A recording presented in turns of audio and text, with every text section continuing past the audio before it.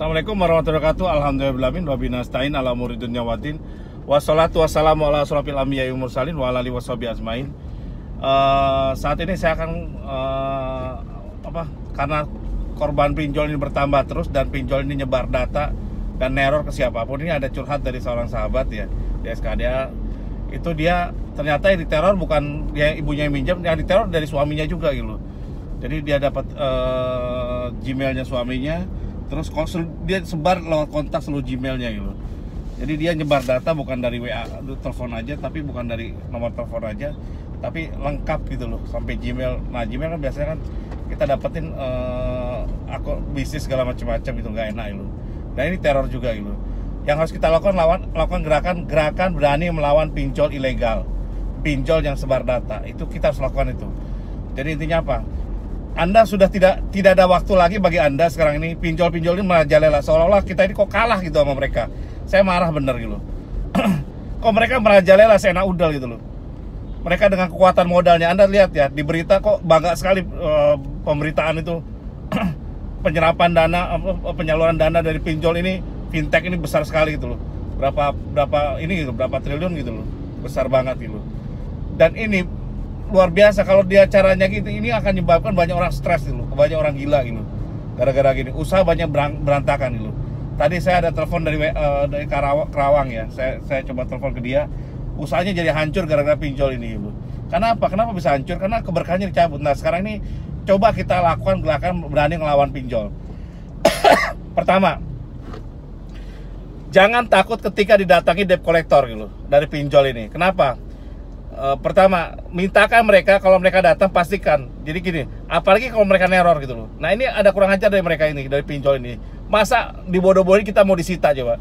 Disita aset kita mau diambil kata segala macam-macam. Nah kata-kata dia kita ini kan kita screenshot semua gitu.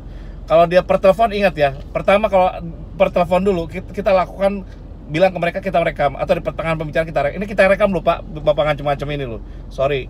Dia ngomong, biarin dia ngomong gitu, selesai enaknya gitu. Jadi kalau seperti itu, karena ini kalau kebangetan didiamkan, semua saya nggak bingung. Kenapa banyak orang diam gitu? Nggak boleh diam sekarang ini. Lawan.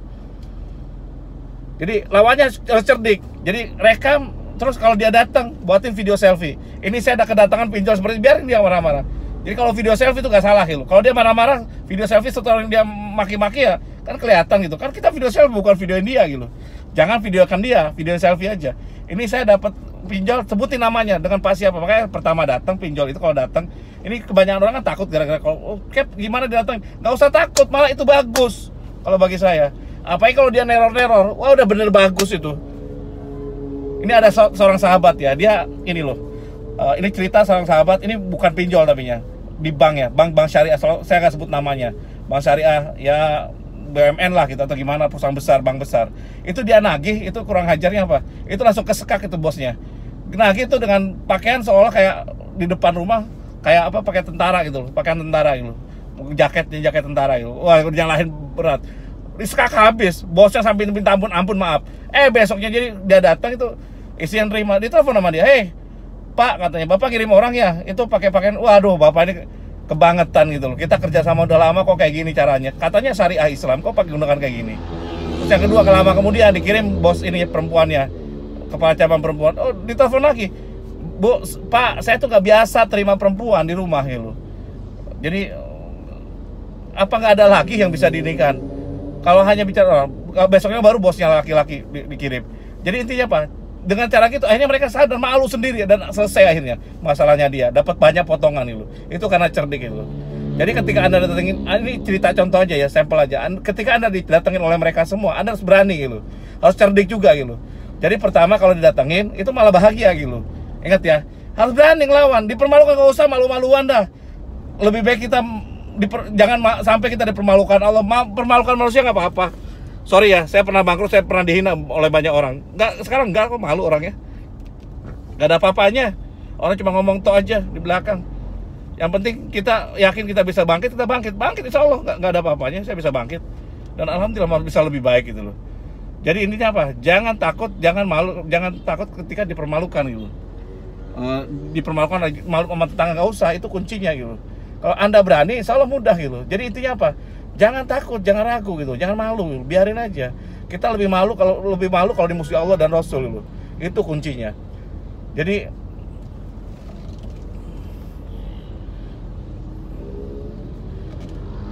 intinya gitu. Jadi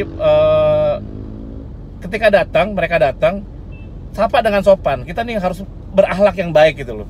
Selamat pagi Pak, dengan siapa? Atau pas via telepon, saya mau datang. Nah, di pertelepon pun dari awal Anda harus ngomong, silahkan Pak datang ke alamat saya.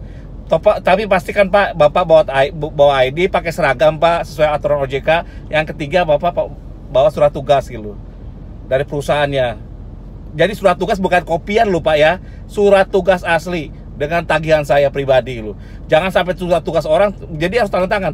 Usahakan dia harus tanda tangan. Biasanya gini loh, dia kirim surat tugas, tagihan ini fotokopian aja, tinggal tulis tangan. Nggak boleh Pak, Bapak harus resmi dari perusahaan, harus ada cap perusahaannya. Kenapa harus kayak gitu? Dengan ada cap perusahaan kita tahu kalau ilegal ketahuan. Tinggal lapor polisi, kena mereka udah.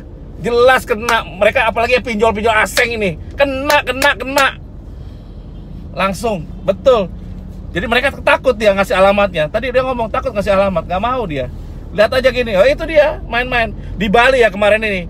Ini kan ini satu cerita aja.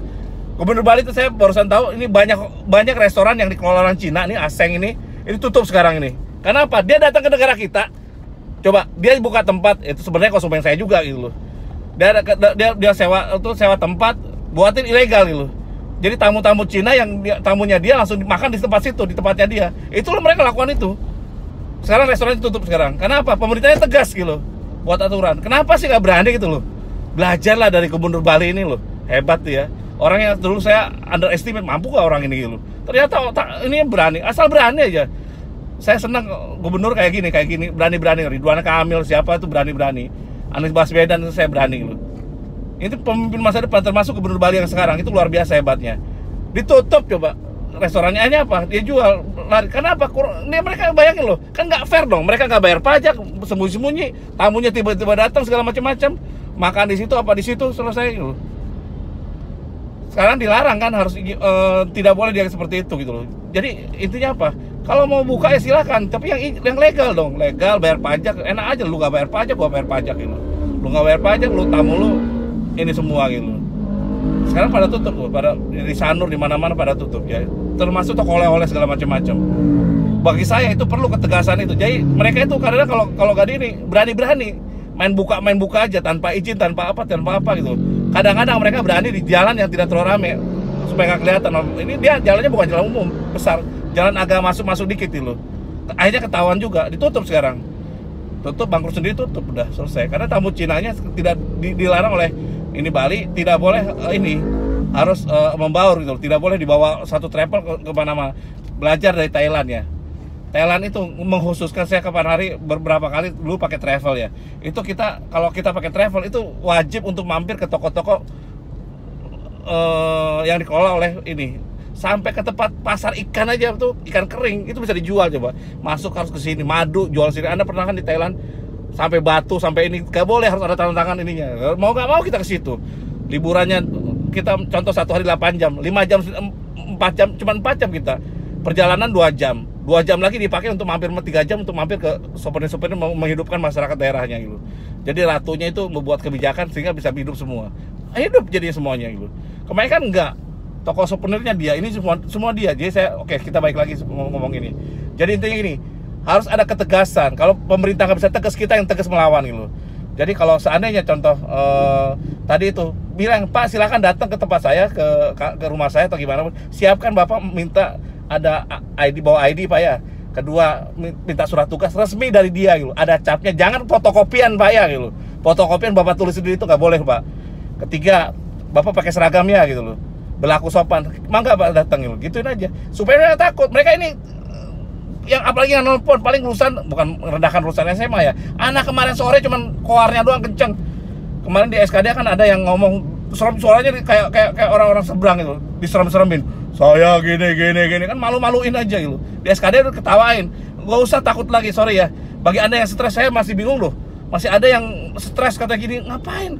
Sampai mau bunuh diri, ngapain malu-maluin aja? Cuma gara-gara pinjol gini. Ibu saya punya anak 1 gini, ini dapat ini. Aduh, masih Anda nggak gaul, nggak lihat ini, coba lihat dah di SKDA gratis loh. Ingat, SKDA tuh gratis, gak ada bayar-bayaran.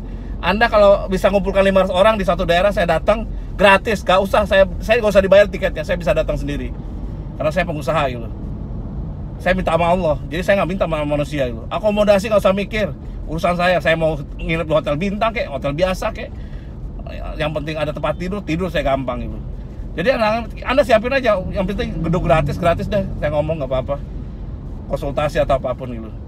Jadi itu intinya itu gitu. Jadi intinya ketika datangin DC Anda harus berani. Kedua, ngelawan mereka semua itu harus tahu triknya gitu loh.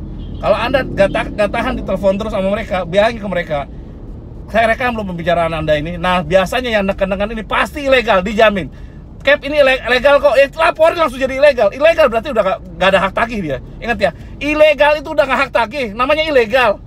Kita kalau bayar sesuatu yang ilegal, legal gak? Jadi ilegal juga, sama aja gitu. Anda jadi ilegal. Tapi saya tidak nyarankan Anda ngemplang hutangnya. Hutang pokok Anda bayar. Tapi yang penekanan sekarang ya, Cap saya punya uang 800 juta, 800 ribu gitu. Hutang saya 20 juta mau dibayarin salah satu pinjol. Gak selesai bro. Anda bakal jadi peresan mereka doang gitu.